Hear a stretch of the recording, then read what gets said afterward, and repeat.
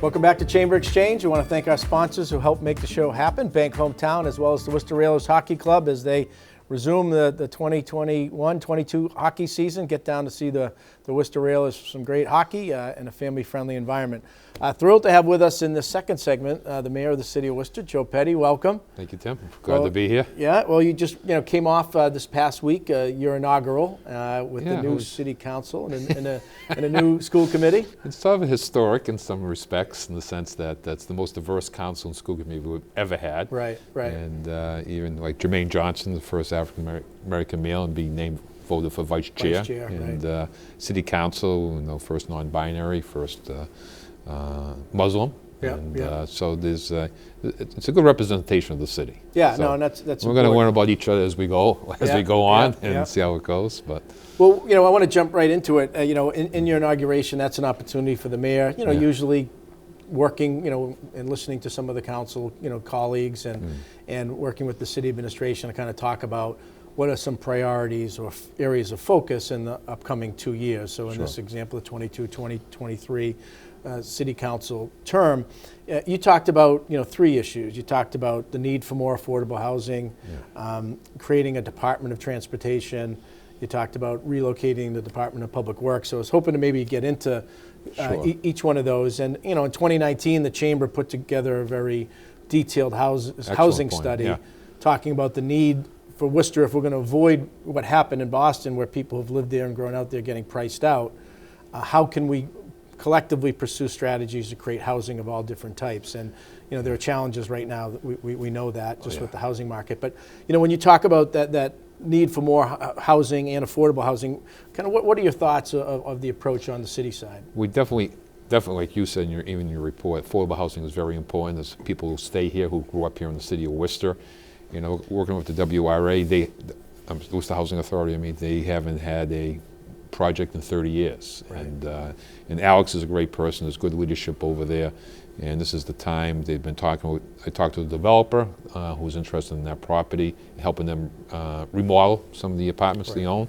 And also there's a number of parcels that are there. Right. So you're looking for like senior housing, you're looking for workforce development housing over a period of time. So and I think it's important, but people are being priced out, and there's no magic answer to this either. No. It's a double-edged sword, right? And we also saw a study that Worcester's got the 7th oldest housing stock in the country. So you want to encourage reinvestment, but if you're going to have the private sector make that investment, they've got to make a return on their investment, and unfortunately that can drive up rents. And that's important with the ARPA money. We put close to $30 million aside. Because if you look at, even like 2 years ago at my inauguration, I talked about the housing stock, and there's probably, we estimate around 2,000 empty apartments in the city of Worcester that are probably not up to code, the deferred maintenance. It was like $40 million of deferred maintenance, even higher than that, that's in the city of Worcester right now. And so this is important that we get really understanding what the housing stock's like. And so you mentioned that ARPA money, the American Rescue Plan Act money.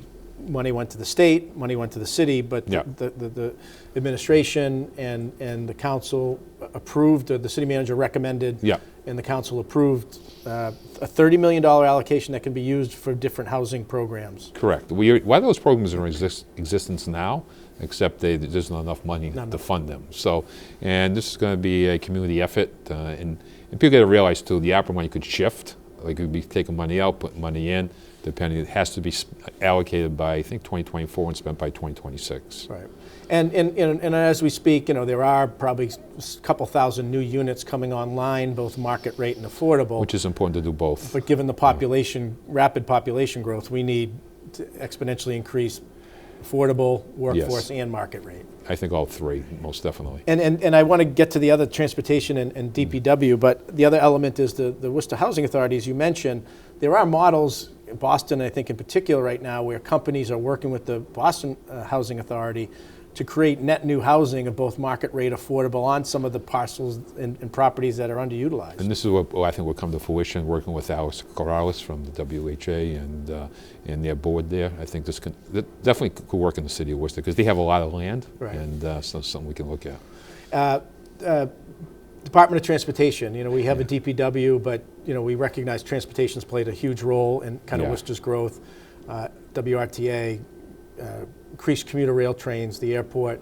why Department of Transportation? I talked to the city manager a little bit about it over the last month, and his thoughts are too the same as mine. Is we have different departments doing different things, and why not put them under one roof? Especially when it comes to streets, we talk about streets all the time.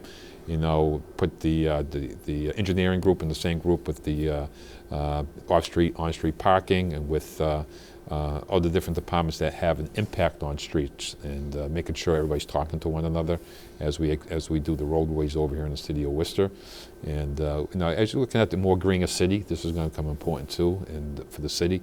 And also looking at one of your big things, from the time you were mayor to lieutenant governor now, is rail, right? Yeah, yeah. And why not put a rail in that too? Transportation, the WRA, WITA, I mean, and make sure it's all under one roof as we expand the transportation in the city of there's Worcester. increasingly, a focus on how do we look at, the roads, not just vehicles, but bikes and pedestrian activity. How do you integrate that? How do you create a system? Right. That's a safe system complements too, each other, because yeah. right now we have a number of pedestrian accidents in the city, not just Worcester, but throughout the state. And so how do you calm that traffic volume down? Yeah, and then the last item in the limited time, a former council colleague of ours, Phil Palmieri, for years talked about relocating the DPW yard off of Shrewsbury Street, which I think most people would recognize is not the most efficient, kind of spread out. Yeah. Takes up a lot of property, which, given the momentum that's taken place in the Shrewsbury Street area into the downtown, both in the restaurants but in housing and reuse, potentially an opportunity for Worcester to build a first-class, state-of-the-art public works facility. Correct. And maybe open up a lot of those existing sites for redevelopment. And as you know, you've been working on this yourself and myself, Ed Augustus, and the former district councilor and the current district councilor there. And how do you move the DPW site? Because that's a great economic and housing opportunity right there in that side of the city. The location is unbelievable. Yeah, and it's only growing here, especially with the trains as they expand going forward, and just finding the right location, which they've been looking at locations for DPW over the last several months, and this has been on the radar for the last several years, and I think it's going to come to fruition. We have developers who are interested in talking with us about this, and have purchased properties that could be used for DPW site. And the current district council, Candy Merrill-Carlson, you've asked to kind of chair that committee. Yeah, she's going to chair the committee, and because that's her neighborhood and she knows it pretty well, and get the right people in the committee. We're going to try to, now with COVID, we'll see what happens, but we're going to try to do a walk, through that area, DPW property with the group, and also try to do a schematic before we have everybody together. Well, I congratulate you. I mean, I know we've talked about it over the years, but the question was there sufficient interest from developers? And I think we recognize now, which is a positive, that there's no lack of interest in developers looking to do projects, of some size and scale in Worcester. And this is going to be a complicated project, so you want a developer or developers who would be interested in kind of bidding and pursuing this. Yes, and we have, as you know, you probably know more than I do, we have developers who are interested in this city. And I'll just tell a quick story, not to blow smoke here, but people realize government moves slow sometimes. Yeah. We have developers coming in, when you were lieutenant governor, it brought people here. Maybe 7 years later, they said, geez, I'm going back to the city of Worcester. Yeah. And it's important that you keep those connections going. You see it, you see people coming into the city all the time, and it hasn't stopped. I thought it was going to stop pre-COVID. Yeah. I thought it was going to end, and right when COVID started, and it's just like, oh my God, but it kept on going. Yeah. Well, collectively, working, with you and the manager and the council, our other partners in the business community, just kind of keep bringing them in, and something's going to stick. And I think that's kind of been our approach. But I congratulate you and the council in making this a priority. Because I think that we were at that moment in time with a lot of downtown completed, the Polar Park project, though delayed a little bit with COVID, now moving forward, dirt projects coming to fruition. Now is as good a time as any to look at the tremendous opportunity that the public works area presents. So we look forward to being supportive in any way we can. Oh no, the Chambers has been doing a great job. And it's so good about Worcester still. It's still a small community in some sense, that everybody knows one another, and working together you make big changes. Got it. Well, we're thrilled you could be with us, Mayor, and want to thank you as we wrap up this second segment. We're going to come right back, but again, want to thank Mayor Joe Petty for being with us in this inaugural edition of Chamber Exchange, the TV show for 2022. Stay with us. These days, you've got your hands full in life. That's why we help you bank simply and securely. with tools like Face ID and Touch ID. It's why we make it easy to make purchases on the go and get cash back while you're at it. Why we help you quickly deposit checks wherever you are. And it's why we lend a hand with sending and receiving money right from your phone. So even when you're on the move, you can manage your finances. Bank Hometown. Unlock your potential.